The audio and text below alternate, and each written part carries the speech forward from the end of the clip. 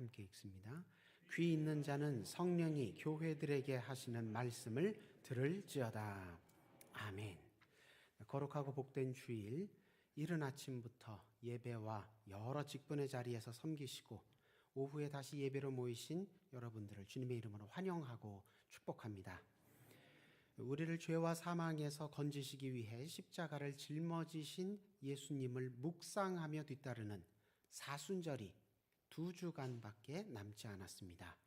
예수님께 더 잘 초점 맞추기 위해 계시록에 나오는 7교회에 보내는 예수님의 편지 가운데 예수님께서 직접 자기소개하신 부분을 중심으로 예수님은 어떤 분이신지 다시 한번 확인하고 오늘날 나는 예수님을 어떤 분으로 믿고 있는지 점검하고 있습니다. 7편지에서 예수님은 어떤 분이셨습니까?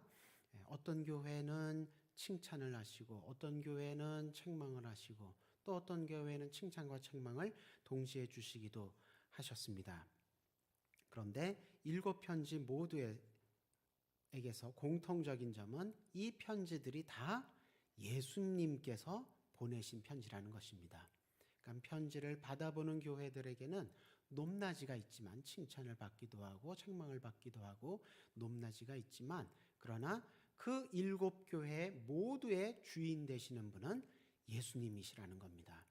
그래서 칭찬도 하시고 책망도 하시고 그러셨다는 겁니다. 자기가 교회들의 머리, 교회들의 주권자이시기 때문입니다.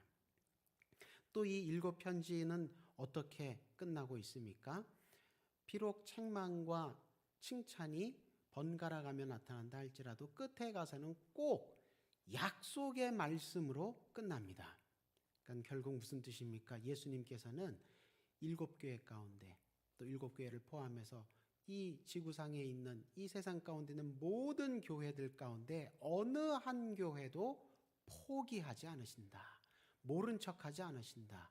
버리지 않으신다는 뜻입니다. 주님께서 우리에게 칭찬을 하실 때는 우리 보고 교만해지라고 칭찬하시는 게 아니고요. 더 응원하고 격려해서 더 신앙생활 잘하라고 칭찬을 하시는 것이고 또 책망하실 때도 미워서 망하라고 책망하시는 게 아니라 깨어서 회개하고 다시 일어서라고 예수님께서 우리를 사랑하시기 때문에 책망도 하신다는 겁니다. 그러니까 책망을 받았던 칭찬을 받았던 예수님께서 우리를 모두 한 교회도 빠짐없이 다 사랑하시며 붙들어주고 계시고 그래서 예수님께서 예비하신 좋은 미래, 복되고 아름다운 소망을 그대로 말씀대로 이루어지도록 하기 위해서 우리에게 이런 편지들을 말씀들을 계시의 선포들을 오늘도 주고 계시다라는 그런 뜻입니다. 오늘 본문 빌라델비아 교회에 보내는 편지에서 예수님은 자기를 거룩하고 진실하사 다윗의 열쇠를 가지신 분, 다시 말해서 열면 닫을 사람이었고 닫으면 열 사람이 없는 분이라고 소개하시는데 이거는 무슨 뜻일까요? 왜 이렇게 소개하신 걸까요?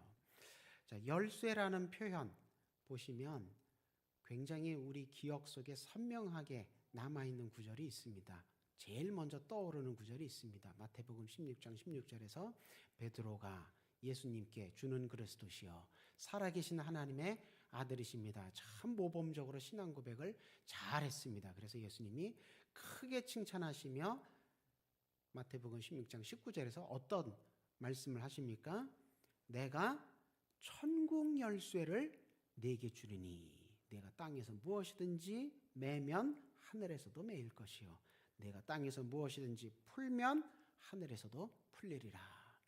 그 말씀을 주셨습니다. 그때 나왔던 말씀 열쇠 굉장히 우리 귀에 아주 인상 깊게 들렸던 표현입니다. 그런데 이 말씀은 예수님께서 천국 문을 열고 닫는 권세, 열쇠의 권세를 사람이 구원에 들어가게 하거나 못 들어가게 하는 그런 전권을 베드로라는 개인에게 맡기셨다는 뜻이 아닙니다.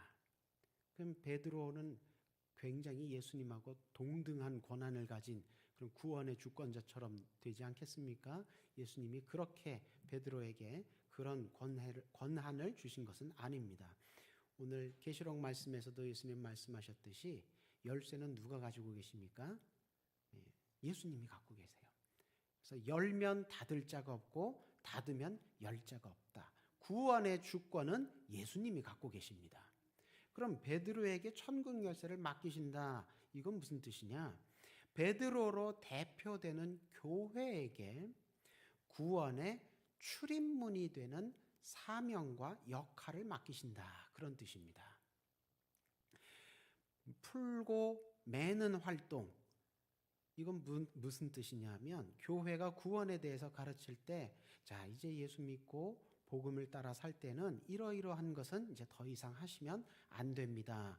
금지하는 것도 있고, 자, 이제는 세상 습관 버리시고 이러이러한 것 대신 이러이러하게 행하며 사셔야 합니다. 무엇을 시키고 명하고 허락하는 그런 두 가지 종류의 가르침이 이제 교회를 통해서 사람들에게, 세상에게 퍼져나가게 되지요. 풀고 맨다라는 것은 그런 것을 의미하는 겁니다. 무엇을 푼다 하는 말은 이러이러하게 행하셔야 됩니다. 무엇을 맨다 하는 표현은 이제 이런 것은 하시면 안 됩니다.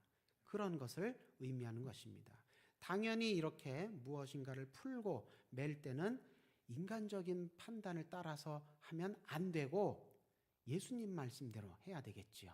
그러니까 성령께서 기억나게 하시는 대로, 성령께서 깨우쳐 주시는 대로, 아, 예수님은 그때 이 말씀하시는데 그게 이런 뜻이었구나 깨닫게 해주시는 그것을 따라서 풀고 매는, 허용하기도 하고 금하기도 하는 그런 역할을 교회가 세상 가운데 해야 한다는 것입니다. 그래서 사람들이 교회를 출입문으로, 이 열린 교회문을 통해서 궁극적으로 하나님 나라에 들어갈 수 있도록 그렇게 천국 열쇠를 베드로에게 맡긴다라는 표현은 그런 역할을 하라고, 그런 사명을 교회에게 주셨다고 해석을 하는 것입니다. 오늘 본문에 보니까 특별히 다윗의 열쇠라는 표현이 나옵니다. 천국의 열쇠라고 그냥 쉽게 말씀하시지 왜 다윗의 열쇠라고 표현하셨느냐? 여기서 다윗은 구약 시대를 대표하는, 구약에서 제일 유명한 역사적인 인물인 다윗 왕을 뜻하거나 혹은 이스라엘 왕정사의 황금 시대를 뜻하는 그런 의미가 아니고, 여기서 다윗은 메시아의 조상을 의미합니다. 그러니까 다윗의 열쇠라는 말은 메시아 왕국의 열쇠라는 뜻입니다. 그 메시아 왕국의 열쇠로 빌라델비아 교회에게 메시아 왕국의 출입문을 열어놓으셨다는 겁니다. 그 출입문을 활짝 열어놓으셨으니 이제 빌라델비아 교회는 그 출입문을 통하여서 하나님 나라의 메시아 왕국에 들어갈 수 있다는 것이죠. 그걸 누가 허락하셨다는 겁니까? 예수님이 허락하셨다는 거예요. 그러니 아무도 빌라델비아 교회가 그 구원의 영광 안으로, 승리의 하나님 나라 안으로 들어가는 것을 막을 수 없다. 왜? 주권자인 예수님이 철컥 문을 열어놓으셨으니까 그렇다는 겁니다. 빌라델비아 교회 입장에서는 굉장히 복되고 가슴 벅차고 소망스러운 예수님의 약속의 말씀입니다. 크게 인정받았다는 것이죠. 어떻게 이렇게 빌라델비아 교회는 예수님께 인정을 크게 받을 수 있었을까요? 어떻게 이렇게 크고 귀한 아름다운 약속을 받을 수 있었을까요? 베드로가 신앙 고백을 잘 했던 것처럼 빌라델비아 교회도 예수님 앞에서 신앙 고백을 잘 했기 때문에 이렇게 인정을 받을 수 있었던 걸까요? 이 빌라델비아 교회 보낸 편지에는 칭찬만 나옵니다. 예수님께서 빌라델비아 교회에 책망하시는 내용은 없습니다.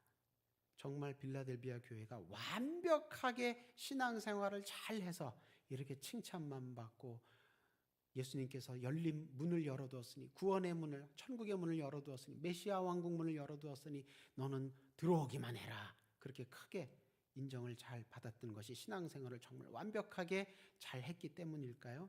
아닙니다. 그런 것 같지가 않습니다. 왜냐하면 오늘 보면 8절을 보니까 예수님께서 빌라델비아 교회를 뭐라고 부르십니까? 볼지어다 내가 내 앞에 열린 문을 두었으니 능히 닫을 사람이 없으리라. 능히 네가 구원받는 것을 방해할 수 있는 사람이 없으리라. 내가 네 행위를 아노니 내가 작은 능력을 가지고서도 내 말을 잘 지켰다. 내 이름을 배반하지 않았다. 그러니까 무슨 뜻입니까? 빌라델비아 교회는 예수님도 인정할 만큼 능력이 작은 교회였어요. 능력이 작은 교회. 무슨 뜻입니까? 어떤 능력입니까? 마귀 사단과 세상의 유혹과 핍박에 그 앞에 싸울 때 이길 능력이 작은 교회였다는 겁니다. 예? 이길 능력이 큰 교회가 아니라 이길 능력이 작은 교회였다고요? 그렇습니다.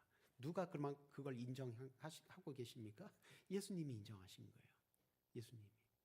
승률이 낮은 교회. 시원치 않은 신앙생활 하는 모습이 사단과 싸우고 세상의 유혹과 시험 앞에 대항해서 저항하는 모습이 시원치 않은 교회였다는 겁니다. 야, 그런데도 어떻게 그럼에도 불구하고 예수님께서 내가 내 앞에 문을 활짝 열어두었으니 아무도 닫을 수가 없다. 내가 너를 구원하기로 작정하였으니 아무도 너를 붙잡아 가둬둘 수 없다. 어떻게 그렇게 크게 칭찬하시고 위로하시고 그런 큰 복된 약속의 상급을 주실 수가 있었을까요? 11절 보니까 이 구원받아 누릴 승리의 영광을 무엇에 비유해서 빌라델비아 교회에게 약속하고 계십니까? 11절 보시니까 면류관. 면류관이 뭔지 아세요? 여러분 조선시대 그 사극 보면 임금님이 이렇게 높은 데 앉아가지고 탁 계시고 여기 좌우에 신하들이 쭉 서 있습니다. 그때 임금님 머리에 쓰고 있는 관이 있습니다. 이렇게 약간 볼록하게 생기고 뒤에 이렇게 날개 같은 게 이렇게 붙어 있는 관이 있죠. 그건 익선관이라고 부릅니다. 그거는 평상시에 쓰는 거예요. 그런데 명절 때나 혹은 왕실 행사 때 그때는 옷이 더 화려해집니다. 그리고 이 머리에 쓰는 왕관도 달라집니다. 이게 앞으로 길게 이렇게 판 같은 게 있고 여기 그 줄이 이렇게 여러 개 이렇게 달려 있는 옥구슬 줄이 여러 개 달려 있는 왕관이 있어요. 그게 면류관입니다. 아무 때나 쓰는 게 아니고 행사 때 쓰는 겁니다. 그러니까 그런 아주 정식 왕관. 빌라델비아 교회가 예수님께 약속받은 구원의 승리, 구원의 영광을 그런 왕관에 비유하시면서 빌라델비아 교회에게 신앙생활 잘하라고 계속 잘하라고 응원을 하시는 거예요. 아니 뭐 능력이 그렇게 출중하지도 않았는데 어떻게 이렇게 귀한 칭찬과 약속의 말씀을 받을 수 있었냐 말입니다. 뭘 잘했다는 거냐. 11절 보니까 그 8절 뒷부분 보니까 어떻게 나옵니까? 네가 작은 능력을 가지고서도 내 말을 지켰다. 순종 잘했다는 거예요. 순종을 잘했고 내 이름을 배반하지 않았다. 예수님의 이름을 버리지 않았다는 겁니다. 그러니까 역시 믿음의 절개를, 믿음의 충성을 지켰다는 거죠. 다른 거는 별로 잘 못하는데 이거 하나는 잘했다는 겁니다. 예수님 붙들기. 그러니까 예수님을 손잡고 우리가 경주를 해 나가는 것으로 신앙생활을 비유할 수 있습니다. 근데 어떤 분들은 내가 잘 달리면 예수님께 칭찬받을 줄 알아요. 그래서 어떤 사람들은 심지어 예수님보다 앞서 달려나가는 사람도 있습니다. 예수님이 나를 인도하셔야 되는데 내가 예수님 손 붙잡고 아이 주여 이 길 맞습니다. 그리고 확 칙칙폭폭 칙칙폭폭 막 달려나가는 분이 있어요. 예수님이 기뻐하실까요? 아이고야 네가 주님이가 자스가 안 기뻐하십니다. 그러니까 여러분 충성이 열심히 겸손을 잡아먹으면 안 돼요. 주님이 주님이십니다. 또 어떤 분들은 내가 예수님 손 붙잡고 뛰어가는데 아이고 내가 마음은 원이로되 다리가 약해서 힘이 없어서 주님, 내가 이렇게 자꾸 넘어집니다. 못 따라갑니다. 아휴, 나는 어떻게 맨날 이렇게 주님에게 짐이 될까? 스스로 낙심하고 부끄러워하고 그런 분들이 또 계세요. 근데 주님은 오히려 그런 걸 원망하지 않으십니다. 뛰기 힘들면, 걷기 힘들면 말을 하지. 내가 업고 가도 되는데. 우리 예수님 그런 분이십니다. 네. 그래서 이 빌라델비아 교회는 예수님 따라 뛰고 걷는 거에는 젬병이었다는 거예요. 근데 뭘 잘했어요? 예수님 붙들기를 잘했다는 거예요. 세상 사람들은 말하기를 능력과 성과는 정비례한다 이렇게 말합니다. 그래서 큰 성과를 내기 위해서는 고객 여러분, 큰 능력을, 수험생 여러분, 큰 능력을 준비하셔야 됩니다. 그렇게 막 수험생들한테 부채질을 막 해요. 그렇죠? 그래서 성공과 출세의 큰 문을 열고 탄탄대로로 쫙쫙 나아가기 위해서는 수험생 여러분, 고객 여러분, 큰 열쇠가 필요합니다. 그렇게 호객 행위를 합니다. 그래서 화려하게 스펙을 쌓으라고 유혹을 하고요. 아니면 든든한 스폰서를 소개시켜 드리겠습니다. 다 그렇게 알선을 해주기도 하고요. 그리고 그 인너 서클이라고 하죠. 핵심 멤버 그룹에 가입하셔야 됩니다. 이거 아무한테나 알려드리는 게 아닙니다. 저한테도 그런 문자가 많이 와요. 아무한테나 알려드리는 정보가 아닌데 요 주식을 사시라고 생전 처음 보는 분한테 수익률이 뭐 300%, 아니 그럼 자기가 하지. 그렇게 인너서클 내부 자 그룹으로 이건 우리끼리만 아는 거라고 그러면서 막 그렇게 유혹을 합니다. 근데 예수님은 뭐라고 가르치셨어요? 정말 내가 성과를 원한다면, 하나님 앞에서 정말 영생의 성과를 원한다면 먼저 방향을 점검해라. 그렇게 가르치셨습니다. 어떻게 가르치셨습니까? 아무리 문이 좁고 길이 험하다 할지라도 그 방향이 생명의 방향으로 나 있다면 꼭 반드시 그 방향으로 가야 된다고. 그렇게 가르치셨어요. 아무리 문이 크고 길이 탄탄대로 평탄대로라 할지라도 그게 멸망의 방향으로 나 있다면 절대로 그리로 가면 안 된다고 막으셨습니다. 열쇠가 크고 작고의 문제가 아니고요. 뭐 길이, 문이 크고 작고의 문제가 아니고요. 방향이 중요하다는 겁니다. 목적지에 누가 계시냐? 우리의 목적지에 누가 계십니까? 주님이 계셔야 됩니다. 목적지에 주님이 계셔야지 갔는데 돈만 있으면 큰일 납니다. 여러분 그 사막에 불시착한 백만장자 얘기가 그거 아닙니까?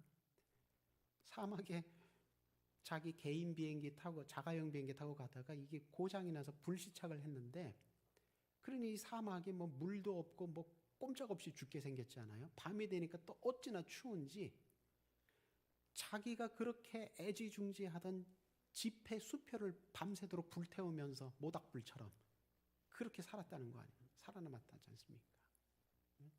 그 돈 별거 아닙니다. 별거 아니니까 줘 주시면 감사히 받기는 하겠습니다만 돈이든 권력이든 이 세상에 있는 것들은 그게 우리의 궁극적인 소망이 될 수가 없습니다. 그게 지나가는 이 중간 역으로는 삼을 수 있어도 우리가 궁극적으로 도달해야 하는 마지막 목적지에는 주님이 계셔야 됩니다. 그 방향으로 가셔야 됩니다.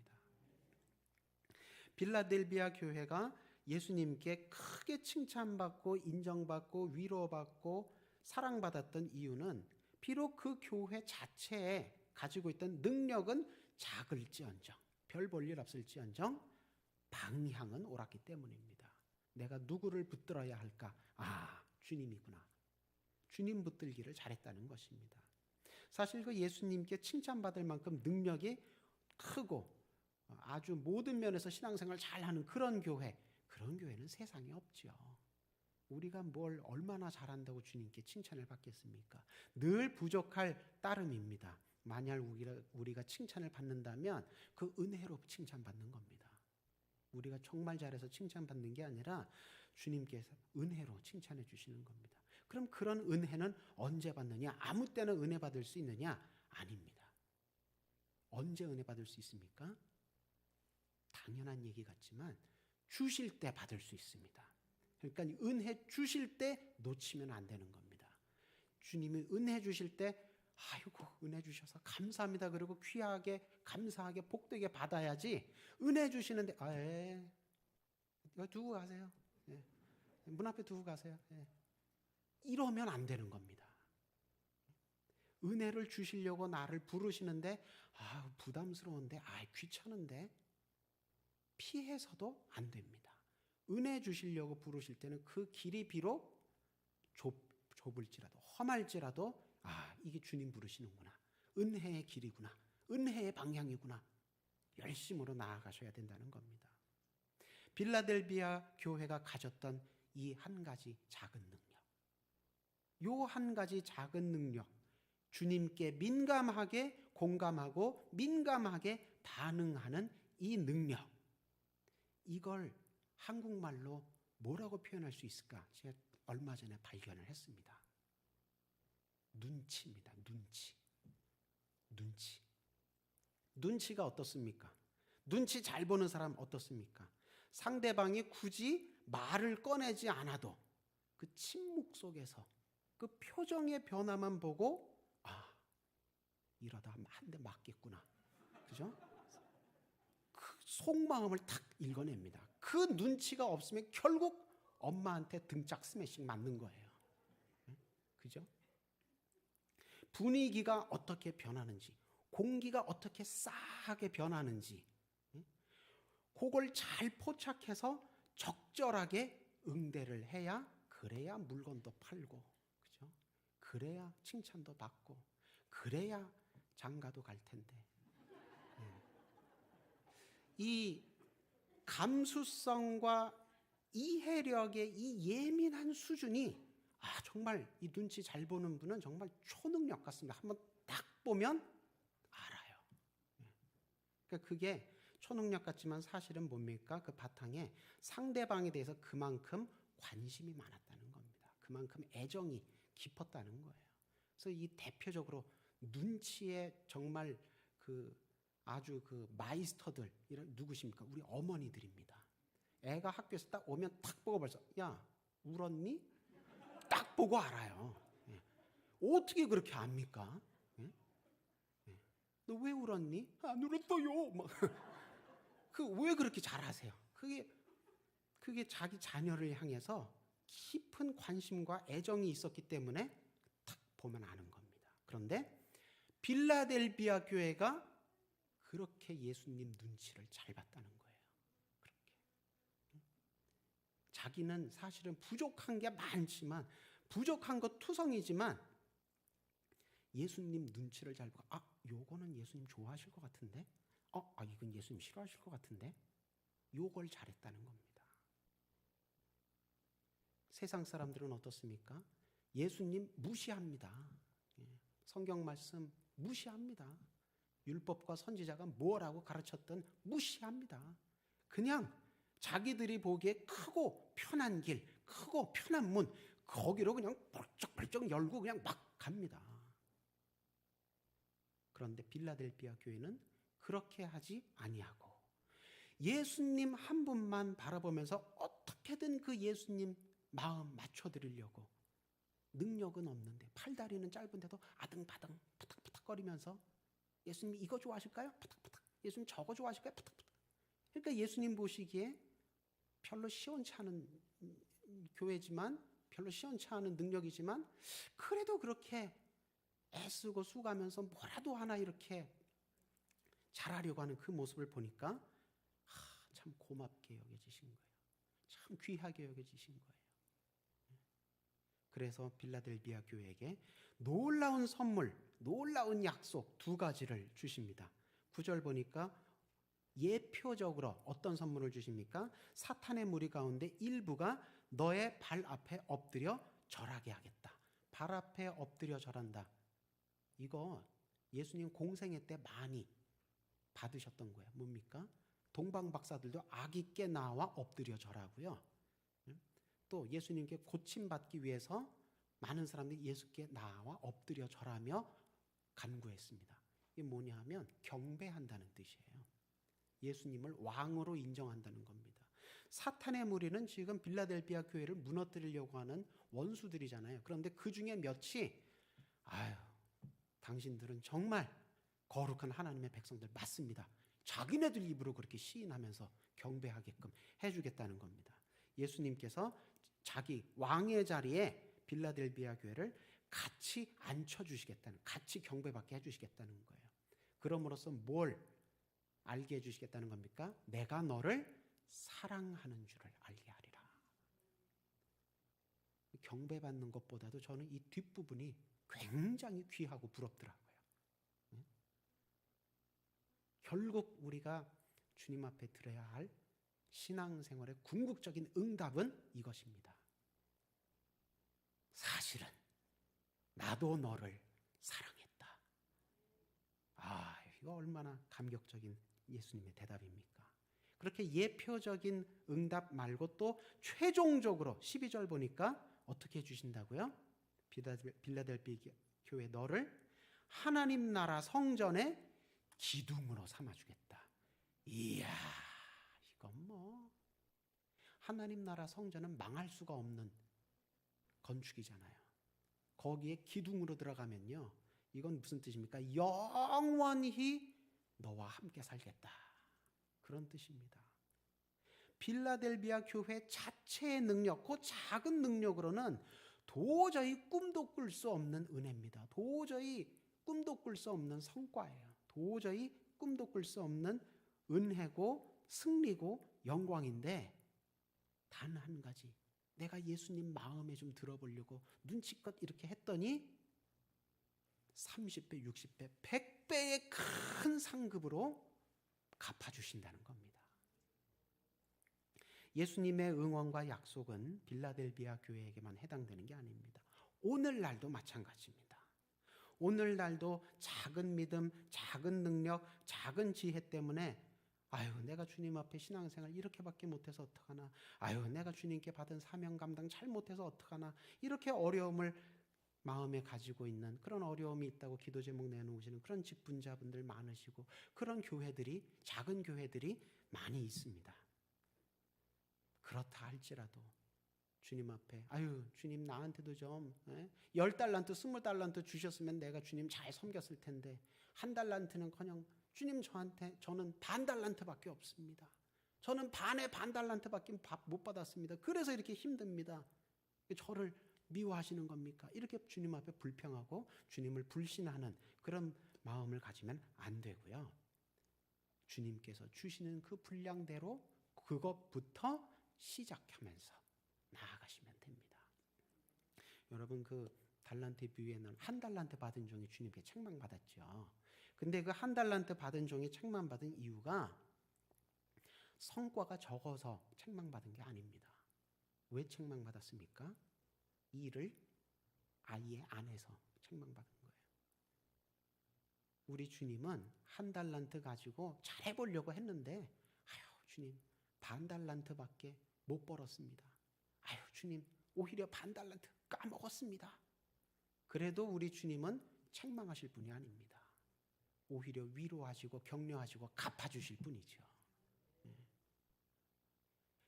아무리 시작이 미약하다 할지라도 말씀대로 나중은 심히 창대해질 줄을 믿고, 또 그런 주님이 약속하신 미래를 바라보고 소망하면서 충성하고 순종하고 헌신하는 게 우리의 본분입니다.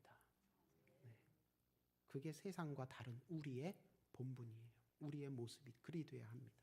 빌라델비아 교회의 믿음의 모범을 잘 기억하고 또 우리 그 믿음의 조상들 뒤를 잘 따라가서 빌라델비아 교회와 같은 열매, 같은 은혜, 같은 승리, 같은 영광을 꼭 받아 누리시는 저와 여러분 모두 되시기를 주님의 이름으로 축원합니다. 주신 말씀을 마음에 품고 다 함께 한 목소리로 기도하는 시간 잠깐 갖겠습니다. 하나님, 세상과 문제보다 내가 작다고 해서 세상과 문제보다 주님께서 크심을 잊어버린 채 불신앙과 불평불만으로 자주 넘어졌던 내 모습을 하나님 회개합니다. 용서하여 주옵소서. 그리고 이제는 변함없이 한결같이 나와 동행하시고 위로하시고 응원하시며 약속하시고 예비하시는 예수님을 믿고 맡기신 본분을 다 하겠나이다. 결단하는 기도 함께 주님 앞에 드리도록 하겠습니다. 사랑과 은혜가 많으신 주님 감사합니다. 주님께서 말씀을 통하여서 세상 가운데 문제 앞에 하나님 내가 작다고 해서 주님보다 작은 그 세상 앞에 문제 앞에 내가 두려워하고 불신앙과 불순종의 불평과 불만의 방향으로 넘어졌던 것을 이 시간 기억하고